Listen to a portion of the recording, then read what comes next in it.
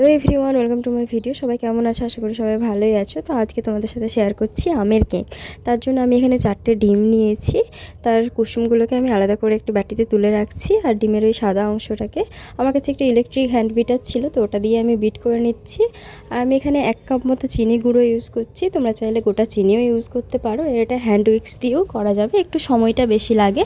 দেখো, বিট করতে করতে ঠিক এরকম পর্যায়ে চলে এলে বিট করা বন্ধ করে দেব। এরপর আমি এর মধ্যে সেই 4টে কুসুম দিয়ে আবারও ভালো করে একবার বিট করে নেব।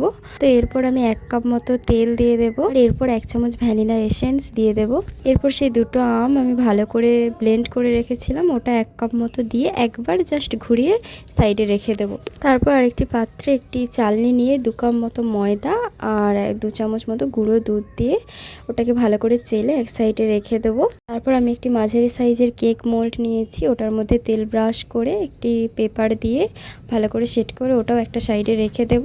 আর তারপর সে ব্যাটারটার মধ্যে সে ময়দা আর গুঁড়ো দুধটা ভালোভাবে মিশিয়ে নেব যতক্ষণ না এরকম একটা থিকনেস চলে আসে। তারপর ওই ব্যাটারের মধ্যে 1 চামচ বেকিং পাউডার আর 1/2 চামচ বেকিং সোডা ওটাও ভালোভাবে চেলে মিশিয়ে নেব। এরপর আমার কাছে কিছু টুটি ফুটি আর কাজু বাদাম কিশমিশ এগুলো আমি অ্যাড করছি। তোমরা তোমাদের পছন্দ মতো ড্রাই ফ্রুটস অ্যাড করতে পারো।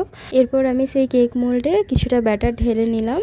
পুরোটা তো ওতে হবে না, যতটা দরকার ততটাই নিয়ে নিলাম। তারপর আমি কিছুটা টুটি ফুটি দিয়ে ওটা ডেকোরেশন করে দিলাম, দেখতে সুন্দর লাগবে। এরপর আমি আগে থেকে একটি কড়াই প্রিহিট করতে বসিয়ে রেখে দিয়েছিলাম, ওটাতেই ওটা বসিয়ে দিলাম। পর ওটা ঢাকা দিয়ে রেখে দিলাম। ঠিক 10 মিনিট পর আমি খুলে দেখলাম, তখনও কেকটা কিছুটা বাকি রয়েছে।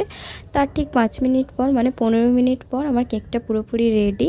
তো আমার এই 4টে ডিমের ব্যাটারে ঠিক দুটো এরকম সাইজের কেক হয়েছে আর একটা ছোট্ট কেক হয়েছে। কিছুটা ব্যাটার ছিল, তো ওটা আমি একটা বাটিতে বসিয়ে দিয়েছিলাম। তো দেখো, কথা বলতে বলতে আমি কেকটা ডিমোল্ড করে দিলাম। আর এই যে সেই ছোট্ট কেকটা, ওটাও আমি ডিমোল্ড করলাম। দেখো, এটাই আমার সবথেকে বেশি ভালো লেগেছিলো। ছোট্ট আর খুব সফট হয়েছিল প্রত্যেকটি কেক।